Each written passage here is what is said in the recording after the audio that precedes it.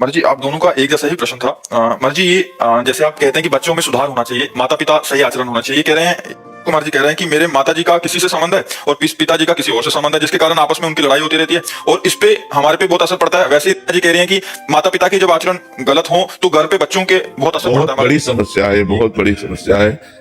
आप लोग अपने को संभालिए। किसका प्रश्न है? हाँ, आप लोग अपने को संभालिए। बहुत कलयुग का विचित्र समय हो रहा है। अब इस पर हम क्या बोल सकते हैं? जहां चरित्र ही दूषित हो रहे हैं, माता पिता बच्चों के चरित्र का निर्माण करने वाले गुरु है। मातृ देवो भव, पितृ देवो भव। और जब माता पिता ही आचरणहीन हो रहे हैं, अब कलिकाल का ये मलिन व्यवहार है। हमें लगता है बच्चों को अपने जीवन को संभालना चाहिए, ऐसे माता पिता से दूरी बना लेनी चाहिए। अब वो घर में है तो क्या किया जा सकता है, लेकिन अपने को सुरक्षित रखना चाहिए। ज्यादा विरोध करने पर हिंसा के खेल होने लगते हैं। तो मुझे लगता है कि हिंसा ना करके, अपने जीवन को पाप में न डाल करके, उनके आचरणों की उपेक्षा करके अपने जीवन को बचाना चाहिए। इसी कारण मैंने 2 बार मतलब काफी बार माता पिता पे हाथ उठा दिया। वही तो मतलब हिंसात्मक प्रवृत्ति ना करे, चुपचाप शांत अपने जीवन को।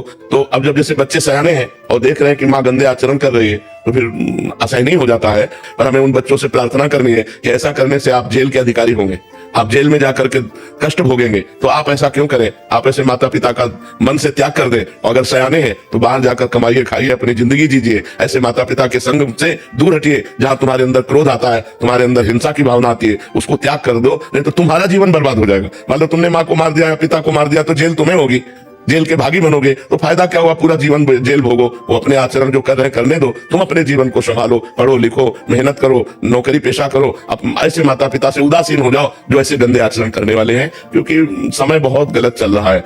अब जैसे 50-60 वर्ष की आयु होने के बाद सबको चाहिए कि ब्रह्मचर्य से रहे और भजन करे। अब जब 50-50 वर्ष के लोग गंदे आचरणों में जा रहे हैं तो कितनी बुद्धि भ्रष्ट हो गई है।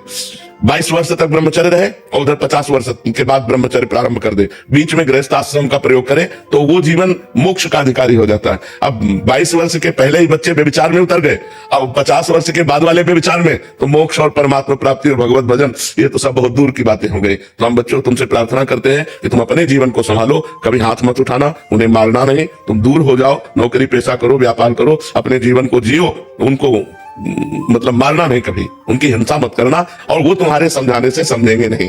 जैसे कहते हैं ना, बूढ़ा तोता राम राम नहीं बोलता। तो ऐसे ये जो लोग हैं, ये लोग सुधरने वाले नहीं है, क्योंकि तुम्हारे जैसे बेटे हो गए और फिर वो गंदे आचरण कर रहे हैं, वो सुधरने वाले नहीं है, ये सब नरक जाएंगे। इसलिए अपने को दूरी बना के रखो और भजन करो।